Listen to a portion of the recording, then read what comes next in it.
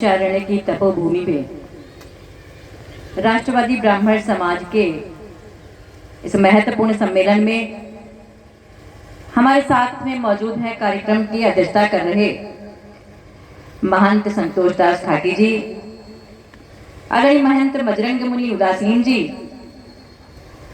राष्ट्रीय अध्यक्ष ब्राह्मण समाज श्री राम प्रसाद अवस्थी जी, राजेश शुक्ला जी जिलाध्यक्ष भाजपा, पूर्व एमएलसी भरत त्रिपाठी जी, माननीय विधायक सेता श्री ज्ञान तिवारी जी, ब्लॉक प्रमुख रामकिंकर पांडे जी, रमेश वाजपेयी जी, सुधाकर शुक्ला जी, राम गोपाल अवस्थी जी, रामकृष्ण मिश्रा जी, अंजनी कुमार शुक्ला जी, विवेक शुक्ला जी, राम सागर पांडे जी, डॉक्टर रजनीश मिश्रा जी, श्री यतीन्द्र अवस्थी जी, श्री विकास हिंदू जी, श्री रत्नेश द्विवेदी जी और भी बहुत नाम हैं। और हमें लग रहा है कि मंच से लेकर के सामने बैठे हुए सभी हमारे विद्वान जन ही यहाँ पे दिखाई दे रहे हैं।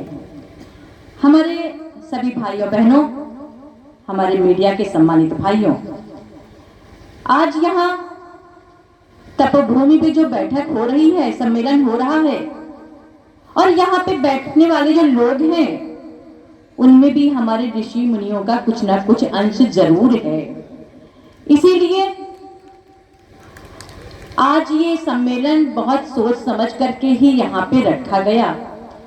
अभी हमसे पहले बहुत सारे वक्ता अपनी बात रख रहे थे और बहुत अच्छे ढंग से अपनी बात को उन्होंने रखा, और रखे भी क्यों ना, क्योंकि जब ज्ञान की बात आए, विज्ञान की बात आए, अध्यात्म की बात आए, तो हमारा समाज ही प्रमुख रूप से वहां पे होता है। आज कोई भी नीतियां बने, सबसे पहले चाणक्य नीति ही पढ़ी जाती है। किसी को किसी की बात की, किसी भी नीति के बारे में चर्चा करनी हो, कोई गणित लगानी हो, कहीं पे भी कोई बात आएगी तो आर्यभट्ट का नाम लिया जाएगा, चाणक्य नीति पढ़ी जाएगी। भाइयों बहनों, हम सब उसी समाज से हैं। समाज को दिशा देने वाले, दशा तय करने वाले हम सब लोग यहाँ पे हैं, क्योंकि आप में ज्ञान भी है, आप में बुद्धि भी है, आप में विवेक भी है, आप धैर्यशील भी हैं, क्योंकि आप वेदों के जानकार हैं, सनातन परंपरा को आगे बढ़ाने वाले आप हैं। ऐसे लोगों के बीच में हमें आने का सुअवसर प्राप्त हुआ। मैं अपने सभी आयोजकों को बहुत बहुत धन्यवाद देना चाहूंगी। जब भी एक वक्ता अपनी बात रख रहा था तो आप सब इतने ध्यान मग्न होकर के सुन रहे थे, लग रहा था कि वो अपनी बातों को कहता रहे और हम सब उसको सुनते रहे, क्योंकि बातें ही बहुत गंभीर हैं और उन गंभीर बातों पे हम गंभीरता से ध्यान देंगे, क्योंकि हम सबको अपने समाज को आगे बढ़ाना है। जब हमारा समाज आगे बढ़ेगा तो देश निरंतर तरक्की करता जाएगा, ऐसा हम सबका मानना है। भाइयों बहनों, बहुत सारी बातें हुई, लॉर्ड मैकाले की नीति के बारे में बात हुई। एक बार लॉर्ड मैकाले से उनके पिताजी ने पूछा कि ये शिक्षा नीति कैसी है, तो लॉर्ड मैकाले ने अपने पिताजी से कहा कि मैं भारतवासियों में काले अंग्रेज पैदा करने की क्षमता दे करके जा रहा हूं, उसमें मैं अपनी नीतियां बताना चाहता हूं, उनमें मैं अपने संस्कार देना चाहता हूं, ताकि वो हमारे हिसाब से बातें करें, हमारे हिसाब का ज्ञान रखें। मैं धन्यवाद देना चाहूंगी अपने यशस्वी प्रधानमंत्री जी को। राष्ट्रीय शिक्षा नीति 2020 आई और उस शिक्षा नीति में जो विवेकानंद जी ने कहा था कि हमारा शिक्षा कैसी होनी चाहिए, जिसमें ज्ञान हो, जिसमें विज्ञान हो, जिसमें संस्कार हो, जिसमें रोजगार हो, ऐसी शिक्षा नीति, राष्ट्रीय शिक्षा नीति 2020 मोदी जी के नेतृत्व में आई। भाइयों बहनों, नहीं तो हम लोग उसी को पढ़ते चले आ रहे थे। और मैं कहना चाहूंगी कि बहुत सारी सरकारें भी आई, नालंदा विश्वविद्यालय जला दिया गया था, किसी ने ध्यान नहीं दिया इस पे।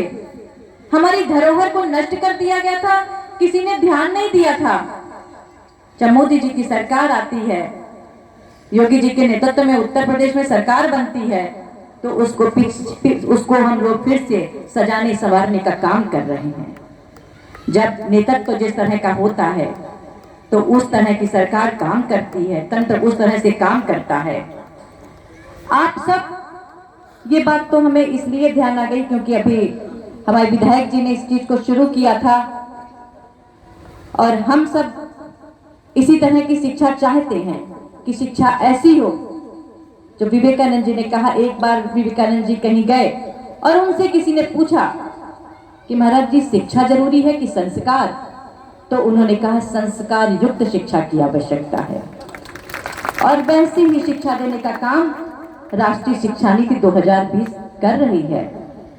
गुरुकुल में वैसी भी ऐसी ही शिक्षा नीति थी और हम लोगों ने राष्ट्रीय शिक्षा नीति ला करके इस तरह के संस्कार देने का काम किया, इस तरह की नीति बना करके रोजगार परक शिक्षा देने का काम हम सब कर रहे हैं।